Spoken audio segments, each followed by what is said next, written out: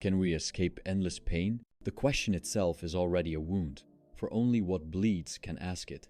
Existence begins in discomfort. The newborn does not enter this world with laughter, but with a cry. From the very first breath, life is announced as protest. Hunger gnaws before language forms. Cold invades before reason stirs. Birth itself is the opening sentence of a trial we never chose to stand. What we call life is nothing but the will's ceaseless demand upon the flesh. The heart beats only because the body refuses to rest. The lungs drag in air as though drowning were our natural state. Even in sleep, we grind against dreams, chased by hunger, thirst, fear. There is no moment where the organism does not suffer some tension, some irritation, some quiet dissatisfaction. Pain is not the intruder, it is the host. And so the question returns. Can we escape it? Can there be a corner where the will's fire does not burn? A moment untouched by the lash of need? To ask is already to suspect the answer, for every attempt at relief ends in renewal. Consider desire. A body thirsts, water soothes, yet soon the throat dries again. Hunger demands food. We devour, the belly empties again. No sooner is the need met than time erases its satisfaction.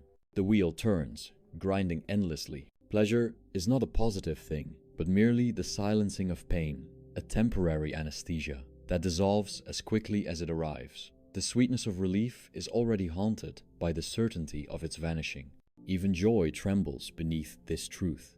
What we name happiness is nothing but the interval between torments. Lovers embrace, intoxicated by each other's presence, yet the seed of loss is already planted. Jealousy, betrayal, decay, death. Success intoxicates, but within its victory lies boredom and the itch for more. The taste of sweetness carries the aftertaste of ash. You know this already. You have felt it in the quiet hours, when the noise of distraction subsides. You have seen it in the mirror, in the restless dissatisfaction that no achievement, no affection, no possession can quench. It is not your failure. It is the law of being itself. Time sharpens the wound. The body blooms in youth, but even in its prime, the slow erosion has already begun. Each day, unnoticeably, something is lost. A cell decays, a joint stiffens, the skin thins.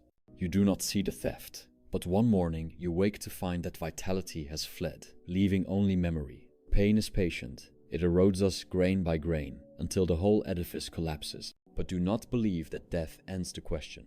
The fear of death is itself a torment more excruciating than bodily pain. The animal in us trembles before the abyss, clinging to any illusion that promises continuation. Religions build heaven to soothe this terror. Science builds futures of progress to distract from it. Both are narcotics against the same agony, the impossibility of existing without suffering. And so, pain is endless, not because eternity stretches ahead, but because every moment of life contains it. To be conscious is to be pierced. To will is to suffer. To exist is to ache. Perhaps you seek consolation. But consolation is only another name for deception. The world offers many doors of escape: love, wealth, knowledge, intoxication. Yet each is a painted door on a prison wall. You run toward them, and your hands meet stone. The cruelty lies not in pain alone, but in its companion, hope. Hope insists there must be a way out, that tomorrow will bring relief. Hope is the chain that binds us most tightly to suffering, for it keeps us moving, hungering, striving, only to rediscover the same abyss beneath each step. Listen closely. To live is to bleed slowly beneath the mask of progress. Civilization has not diminished pain, it has multiplied its forms. Ancient hunger is replaced with modern anxiety, but the pulse is the same. The beggar trembles in cold. The banker trembles at the market's collapse. Pain changes costume, but never leaves the stage. Can we escape endless pain? The answer lurks in the silence after the question. You feel it in your bones already. The body itself is a cage woven of nerves, each fiber built to register injury, each sense sharpened to detect loss. The architecture of our being is designed for suffering.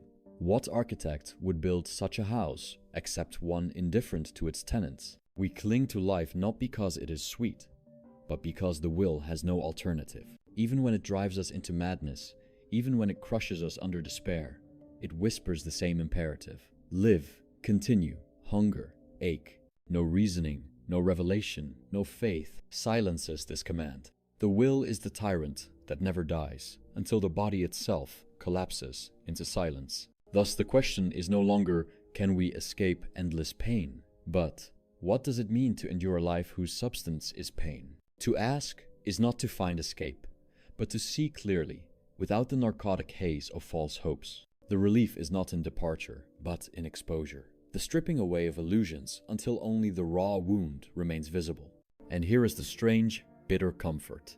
To see pain as universal, inescapable, unchosen, is to stop blaming oneself for its presence. Your suffering is not your personal failing. It is not the mark of weakness or error. It is the signature of existence itself.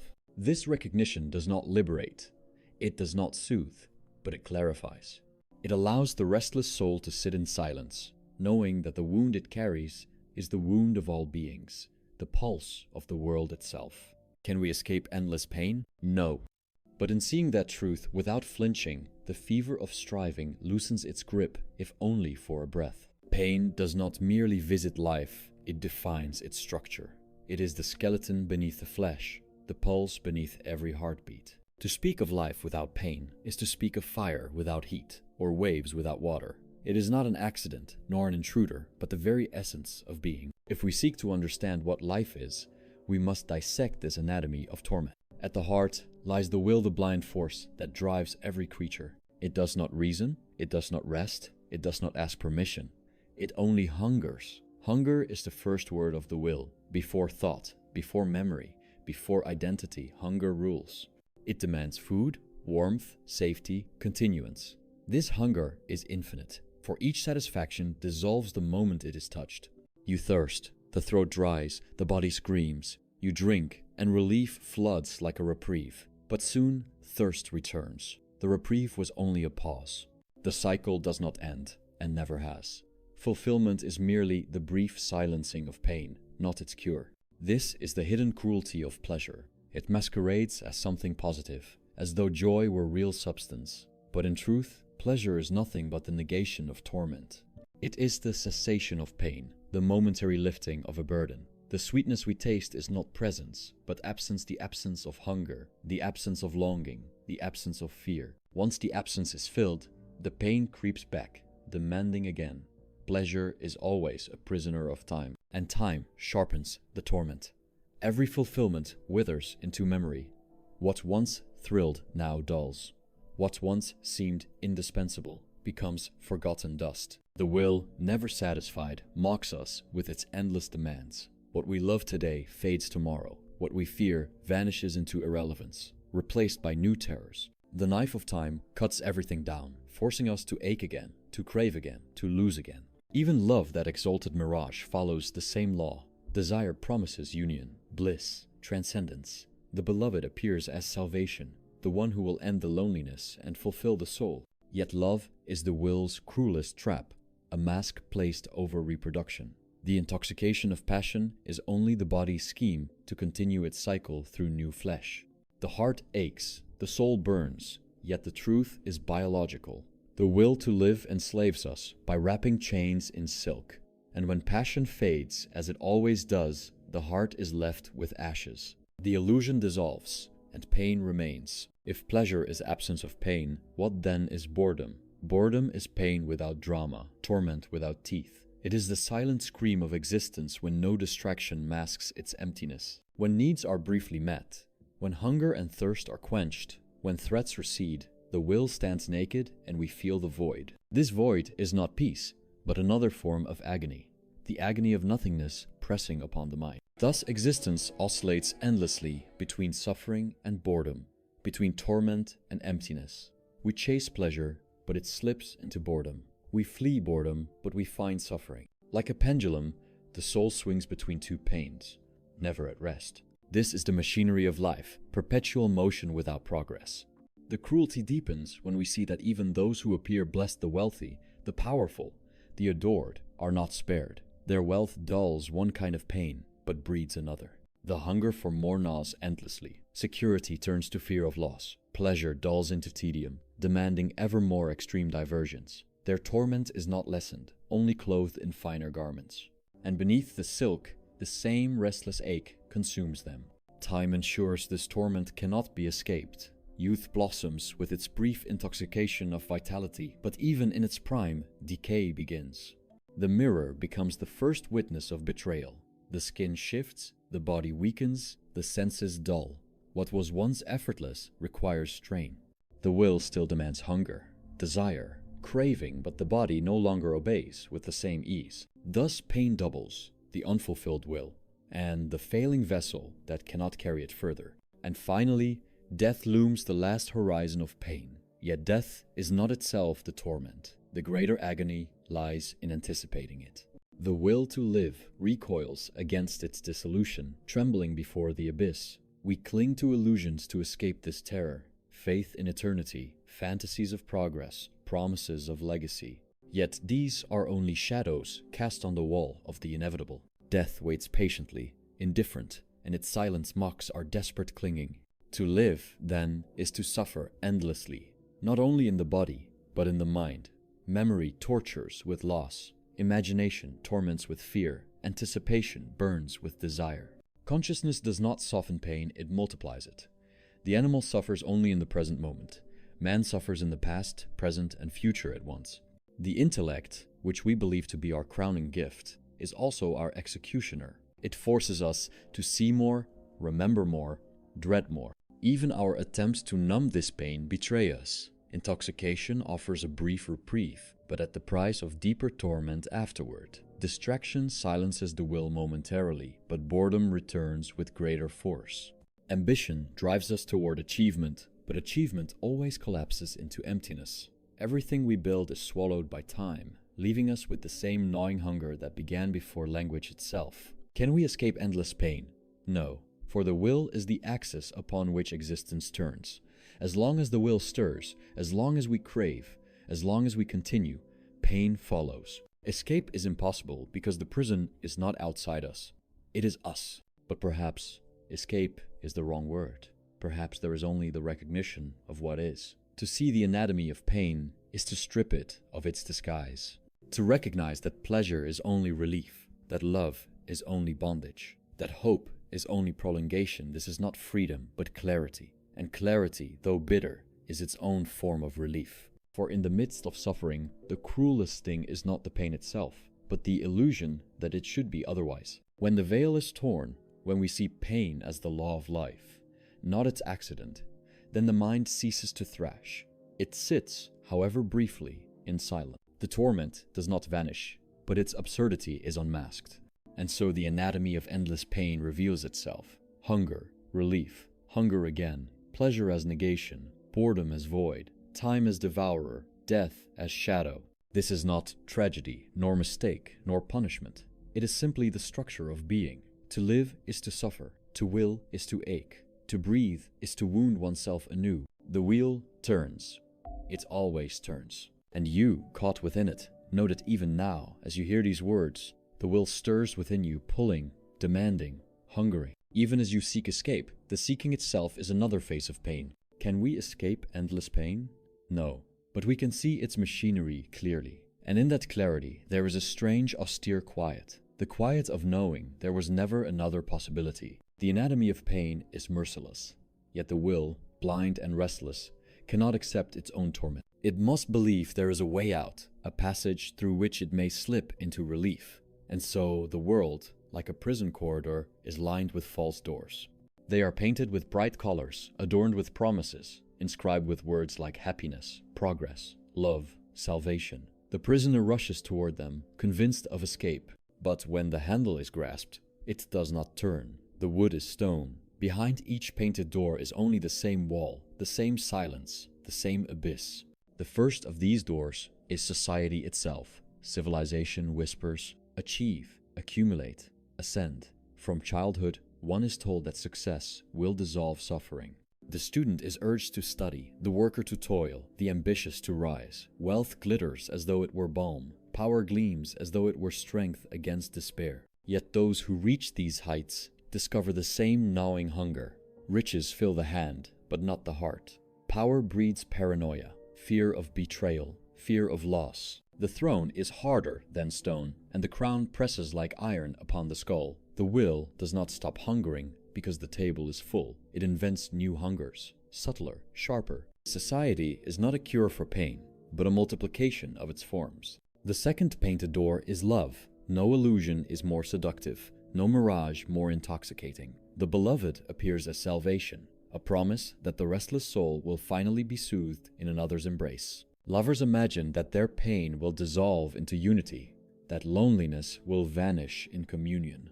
But love is the will's cruelest deception. It is not the soul that seeks fulfillment in love. It is the species that seeks continuation. The passion of desire is the trick by which the will lures individuals into reproduction. Each caress, each burning glance, each whispered vow is the species' command disguised as personal ecstasy. And when desire cools, as it must, the illusion shatters. Jealousy, betrayal, fatigue, and indifference erode the union. The lovers, once convinced of eternity, discover only another form of pain, the ache of loss, the bitterness of betrayal, the monotony of endurance. Love promises escape, but delivers bondage. The third false door is religion. Here the will consoles itself with visions of eternity. Pain, it says, is temporary. Suffering is the path to salvation. Death is not the end, but the passage to bliss. Heaven, nirvana, paradise, rebirth, each is offered as escape. But these promises are not knowledge, only narcotics against despair. They ask faith, not clarity. They silence terror with lullabies. And if one listens closely, the lullaby itself trembles with unease. For no one has returned from these promised lands. No evidence is offered beyond longing. The believer comforts himself with the thought of eternal reward. But beneath the comfort lies the same uncertainty, the same abyss. Religion does not abolish pain. It only teaches us to defer it, to disguise it, to imagine its opposite. Yet, the body still aches, the mind still trembles, the will still hungers. The hymns end, and the silence after them is deeper than before. The fourth door is progress, the secular replacement for religion. Modernity whispers, tomorrow will be better. Science, technology, social change, all are painted as stairways leading out of suffering. Disease will be conquered, labor diminished, ignorance banished, injustice undone. And yet, progress never arrives as fulfillment. Each advancement breeds new anxieties. Each solution creates new torments. We invent machines to shorten labor and then suffer boredom, alienation, and the crushing emptiness of meaningless time. We extend life through medicine and then extend the agony of aging, the drawn-out decline of body and mind. We connect the world through technology and then drown in noise, comparison, and restless distraction. Progress is not escape, but expansion of the labyrinth. The corridors grow longer, more intricate, but they remain corridors, walled on every side by the same suffering. Even knowledge, which appears as light, becomes another trap. The intellect hungers for truth,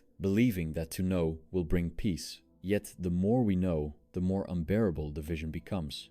To study nature is to discover its indifference, its cruelty, its blind law of devouring and decay. To study history is to uncover endless cycles of war, oppression, betrayal. To study the self is to uncover illusions, contradictions, emptiness. Knowledge does not soften pain, it sharpens it.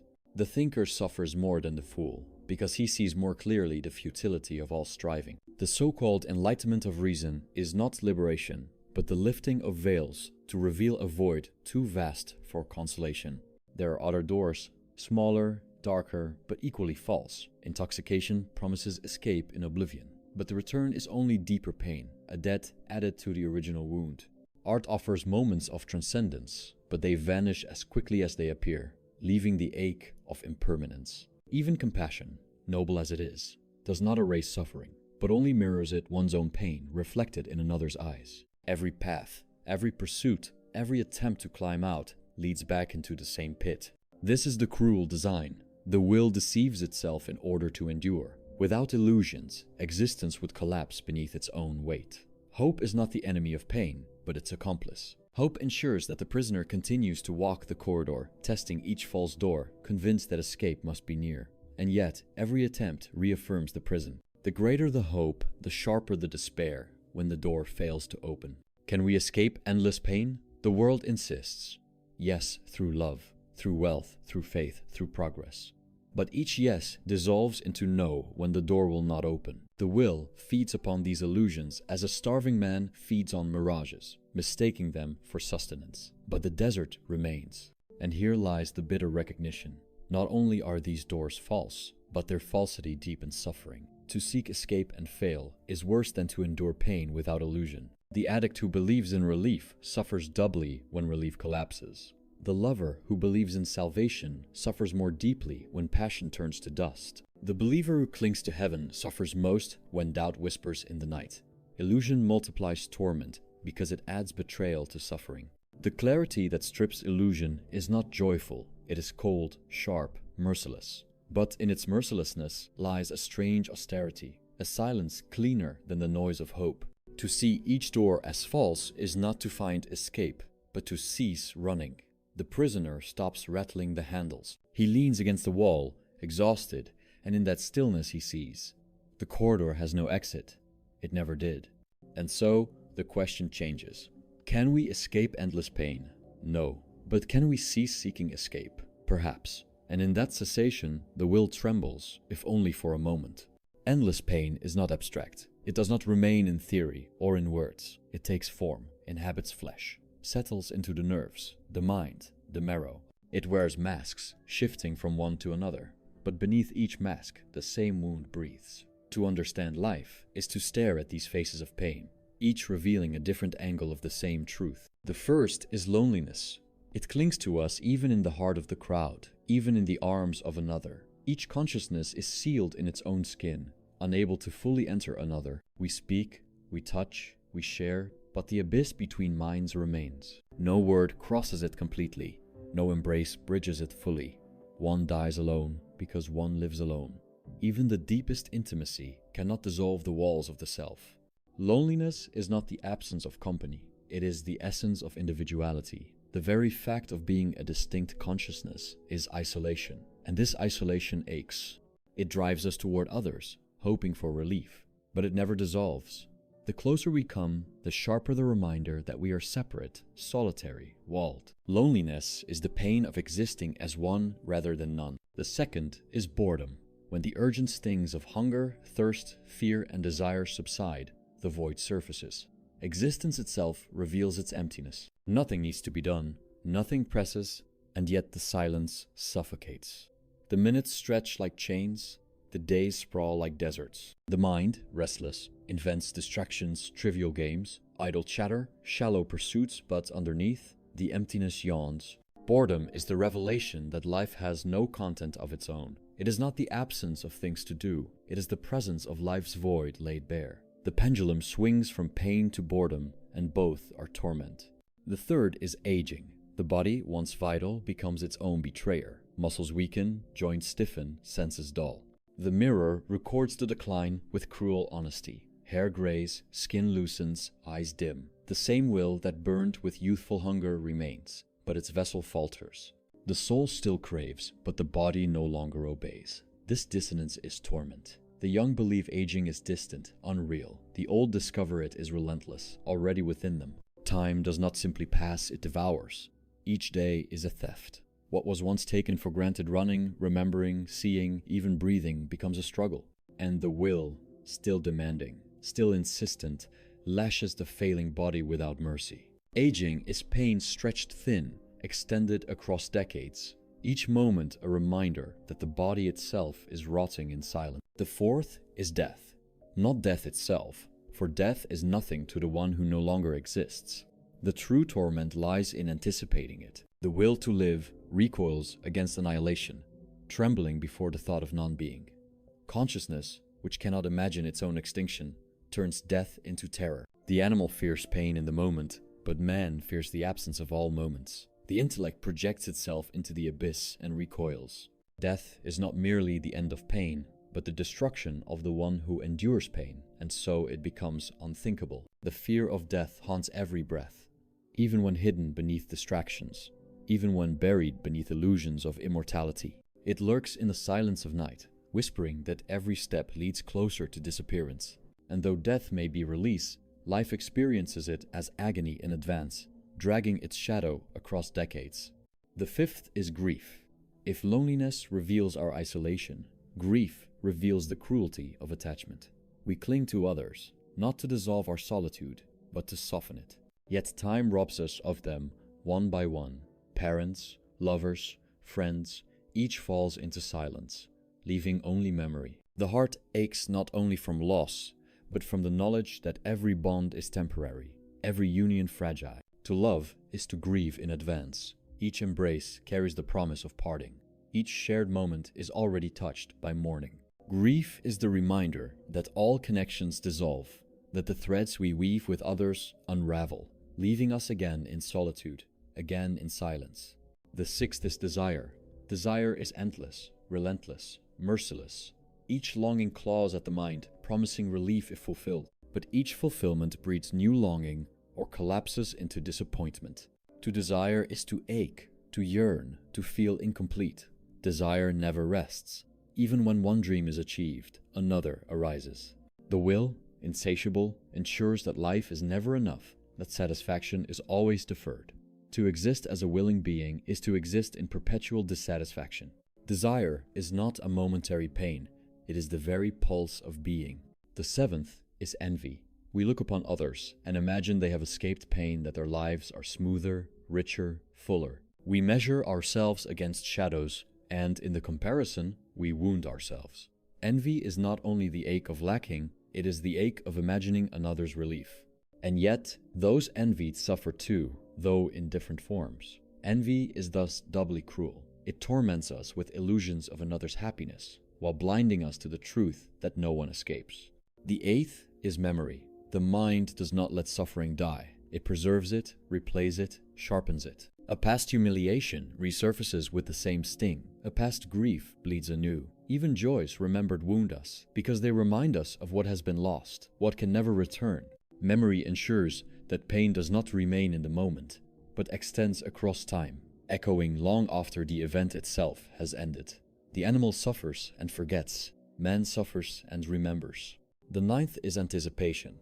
The future is a canvas for fear. We imagine loss before it arrives, disappointment before it unfolds, catastrophe before it strikes. The mind, restless, paints horrors yet to come and suffers them in advance. We live through countless tragedies that never occur, yet each imagined pain cuts as sharply as real wounds. Anticipation ensures that even when the present is bearable, the future poisons it. The 10th is meaninglessness. When all illusions fade, when the false doors stand revealed, the soul faces the raw void of existence. Why continue?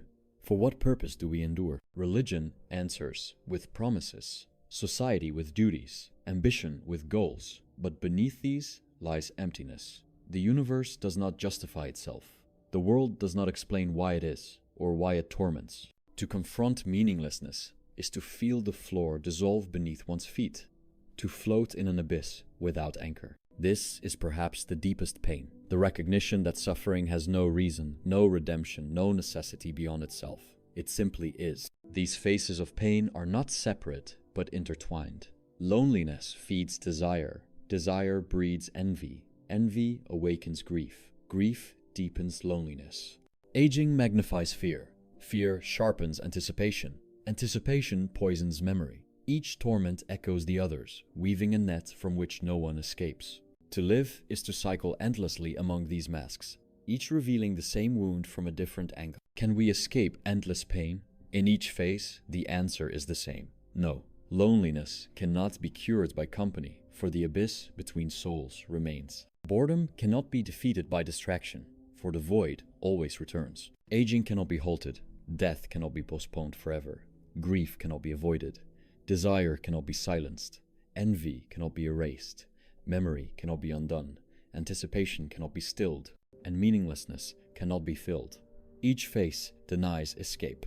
Each reveals the futility of striving. And yet to name these faces is itself a kind of stillness. To see clearly the shape of pain is to stop thrashing against it blindly. The patient who knows the nature of his illness does not suffer less, but he suffers with lucidity. To witness pain as universal, inescapable, structural, this is not comfort, but it is release from illusion. The faces stare back. They do not vanish, but in their gaze is the truth. You were never meant to escape. If pain is endless, if no false door opens, Then why does the prisoner not collapse at once in despair? Because there are moments, brief and fragile, when the chains loosen. Not broken, not removed, but slackened. The will, ever restless, sometimes pauses. In these pauses, one does not escape pain, but glimpses life without its grip. They are cracks in a prison wall, thin, fleeting shafts of light. The first crack is art. When we stand before a painting, or a poem, or the sweep of a symphony, the will recedes. The hunger, the striving, the restless ache for a moment, they fall silent. In their silence, we see not our own craving, but the world itself. A painting arrests time, showing us form without demand. A poem crystallizes sorrow into beauty, where the torment no longer claws but sing. Music carries us beyond ourselves, not into hope, but into something older, deeper, the raw pulse of being that moves beneath language. These are not escapes, for the will soon returns. But for a breath, art lifts us out of ourselves, and the torment pauses. The wound still exists, but we are not pressing against it. The second crack is contemplation. When the mind turns away from its own desires and gazes upon the world as object, not as instrument, the will loosens. To watch a river flow without longing, to see a mountain not as resource, but as form, to sit in silence without seeking here, the self retreats, and the endless demands of the will dissolve. For a moment, we become witness, not participant. The world remains the same, but its relation to us changes. It no longer exists as fuel for our hunger, but as appearance, as image, as quiet presence. Such moments are rare, fragile, easily broken, yet they reveal that not all of existence is torment, only that part which the will commands. The third crack is compassion, not as moral virtue, not as doctrine, but as recognition. When one sees another in pain, the illusion of individuality trembles. The walls of loneliness thin, and the self feels its kinship with all beings who suffer. To see another's grief is to see one's own reflected, to recognize that pain is not private but universal. This recognition does not cure suffering, but it softens its solitude. The wound remains, but it is shared. Compassion is not salvation, but solidarity in despair. The fourth crack is ascetic quietude, the rare state where desire itself weakens. Not destroyed, not conquered, but withered, like a flame flickering low. Some souls, weary of striving, cease to chase illusions. They renounce not out of virtue, but out of exhaustion. The hunger dulls, the craving subsides, and in this twilight, the will loosens its grip. It is not happiness, for happiness is another word for striving. It is not joy, for joy is bound to fulfillment. It is resignation, the calm of one who no longer runs. This quietude is not chosen, but discovered when the will, exhausted by its own futility, falls still for a time. The fifth crack is death's shadow, not death itself, but the rare moments when its inevitability soaks the mind not with fear, but with clarity. When one sees clearly that everything will be taken, that all is temporary, the fever of striving weakens. Ambition dissolves, desire loosens, grievances shrink. If everything is dust, why claw so desperately at sand? Death, though feared, sometimes reveals the futility of hunger more powerfully than philosophy. To live beneath its shadow is to feel the pressure of urgency ease, as though the weight of eternity were lifted, leaving only the fragile now.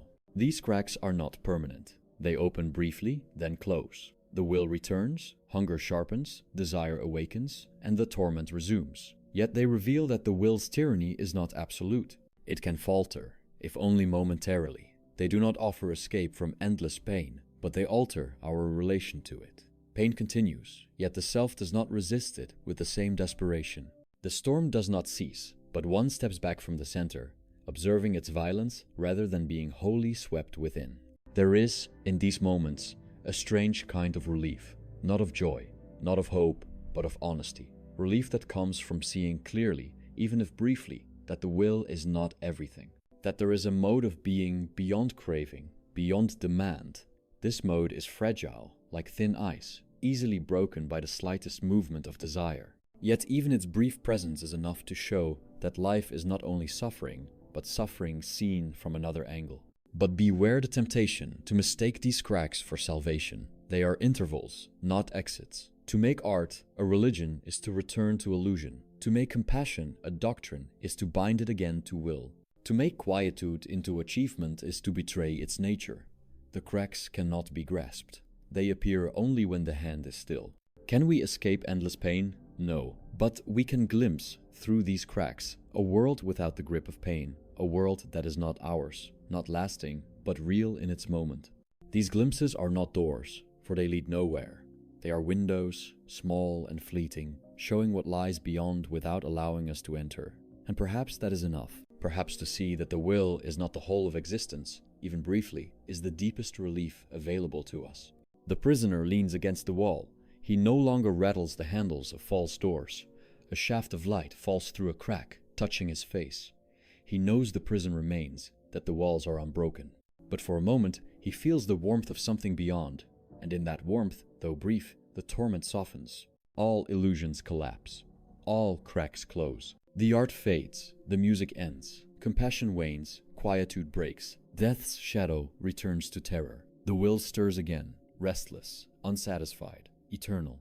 And so, the question stands unflinching at the end. Can we escape endless pain? No.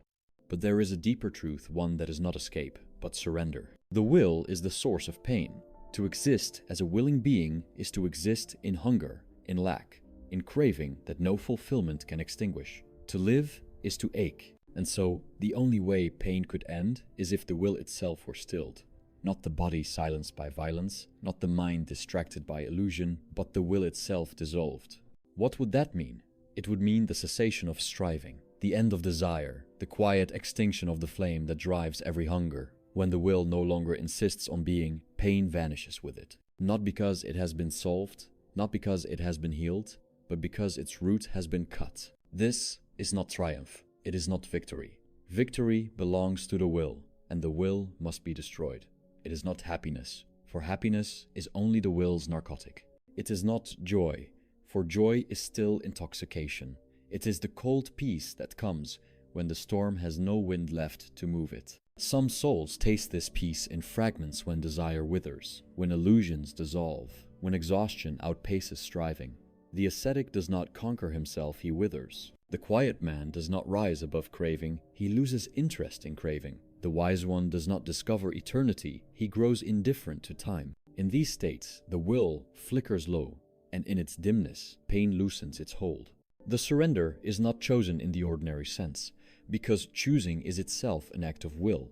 It comes when the will, exhausted by its own futility, ceases to demand. It comes when striving turns upon itself, when desire discovers its own emptiness, when illusion crumbles so completely that no new one arises. What remains then is not a striving self, but the pale shadow of existence without grasping. This is the only true escape, not out, but down. Not through doors, not through cracks, but through extinction of desire itself. The endless pain ceases not because it has been solved, but because there is no one left to suffer it. It is bitter, this truth. Bitter because the will resists it. Bitter because we cling to hope even as we see its futility. Bitter because we want salvation even when salvation means the destruction of what we call ourselves. The will whispers, "Not yet, not me, not this way." And yet the only peace is its silence. Do not mistake this for despair. Despair still belongs to the will, still yearns, still aches for what cannot be had. Surrender is colder. It no longer asks, it no longer reaches. It is not the cry of the wounded, but the silence of the extinguished. The world continues, blind, devouring, indifferent. The wheel turns, desire burns, suffering multiplies. But in surrender, the individual ceases to turn with it. The wheel spins, but the self has stepped aside. The fire consumes, but the self is ash. Pain continues in the world, but not in the one who no longer insists on being. This is the final sobriety, the recognition that life is endless pain, that escape is impossible, that all illusions betray, that even glimpses of release fade, and yet, in the quiet extinction of desire, the storm ends. Not with victory, not with joy, not with hope, but with silence. The question dissolves. Can we escape endless pain?